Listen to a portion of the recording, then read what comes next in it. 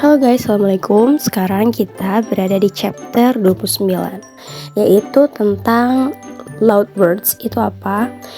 Loud words adalah kata serapan atau kata pinjaman. Jadi kenapa dibilang loud words? Karena kata-kata ini tuh mengambil dari bahasa asing selain bahasa Inggris yang aslinya seharusnya dia menggunakan bahasa Inggris, tapi dia benar-benar plek-ketiplek ngambil aturan fonetik kata dari asal bahasanya sendiri. Misalkan ada bahasa Latin, ada yang asalnya dari Prancis, ada yang Yunani, ada yang Jerman. Jadi inilah alasan kenapa banyak kata bahasa Inggris yang tidak mengikuti aturan phonetic English. Nah, berikut ini ada beberapa rules phonetic yang telah kita bahas. Jadi penyebab inkonsistensi aturan. Jadi gara-gara ada kata serapan ini, makanya ada aturan yang gak konsisten. Yang pertama yaitu banyak kata serapan mempertahankan ejaan asli dari bahasa asalnya. Jadi ini tuh seringkali nggak ngikutin aturan fonetik standar bahasa Inggris. Inilah yang menciptakan banyak pengecualian dalam rules seperti silent letters, posi-or, atau syllable types. Jadi gara-gara adanya loud words itu mereka tuh nggak ngikutin aturan. Kayak misalkan ada beberapa kata yang silent letters, ada juga beberapa kata yang posi-or, dan ada juga di syllable types yang nggak ikut aturan.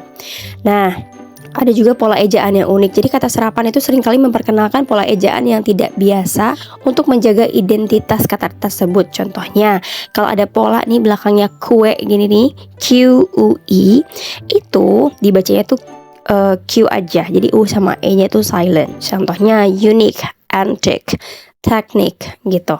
Kayak masjid ya, mosque, bukan mosque tapi mosque. Dan fungsi dan rules. Jadi terkadang ejaan yang dipertahankan dalam kata serapan itu ngebantu membedakan makna antara kata-kata yang memiliki bunyi sama homophones. Misalkan nights versus nights, sama bunyinya. Cuman kalau kita mau ngebedain ya lihat dari konteksnya aja. Kayak misalkan film Batman kan The Dark Knights. Masa sih artinya malam-malam yang gelap gitu. Itu The Dark Knights itu Knights-nya yang satunya ini ya, Kesatria ya. Keberadaan huruf tertentu dalam kata serapan itu berfungsi sebagai penanda asal-usul kata atau untuk menjaga pola suku kata agar tetap dapat diidentifikasi oleh pembaca meskipun bunyi huruf tersebut tidak muncul saat diucapkan. Nah, terus juga ada implikasi bagi pembelajaran.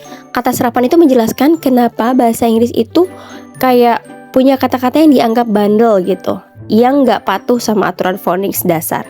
Terus juga yang kedua itu ya karena pola ejaannya unik. Jadi kata serapan tuh sering banget tuh nggak bisa didekati hanya dengan decoding.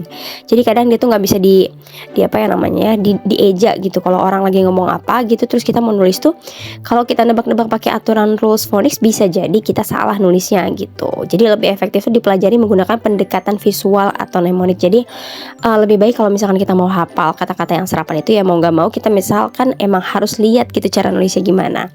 Mirip sama cara mempelajari sight words. Jadi sama kayak sight words ya. Pokoknya dia yang mau tahu aturannya kayak gitu.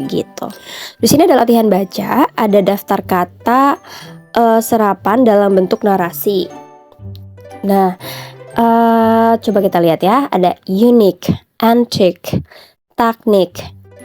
Ini si cafe ini bacanya cafe. Kalau kopi bacanya coffee. Kalau ini coffee, oke?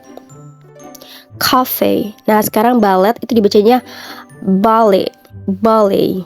Oke, T-nya silent itu karena bahasa Perancis. Terus buffet ini juga bacanya buffet. Ini juga bacanya chef, karena kan kita taunya CH itu ceh ya, tapi dibacanya chef.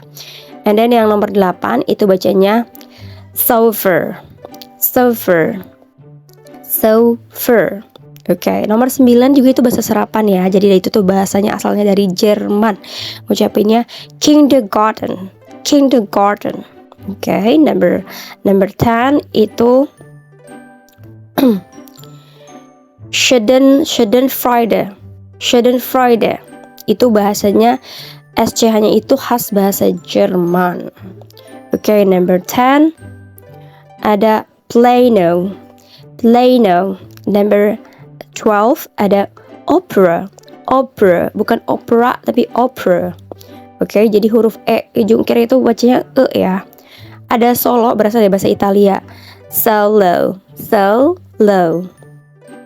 Oke, and number 14 ada sushi, sushi, sushi, sushi. Oke, number 15 ada tycoon, tycoon, U-nya panjang.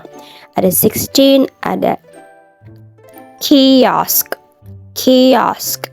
Number 17 ada yoga, yoga, yoga, yoga. Okay. Number 18 ada guru. Okay. Number 19 safari, safari, orangnya panjang. Nomor 20, number 20, ini bahasanya dari bahasa Arab ya. Algebra, algebra. Oke. Itu tuh aljabar gitu ya. Algebra. Dan kalian PR-nya ya seperti biasa baca nomor 1 sampai 20 terus dikirim. Karena ini dia bahasa serapan jadi nggak usah dibedah-bedah karena dia nggak bisa dibedah cara nulisnya gimana. Oke, bye bye.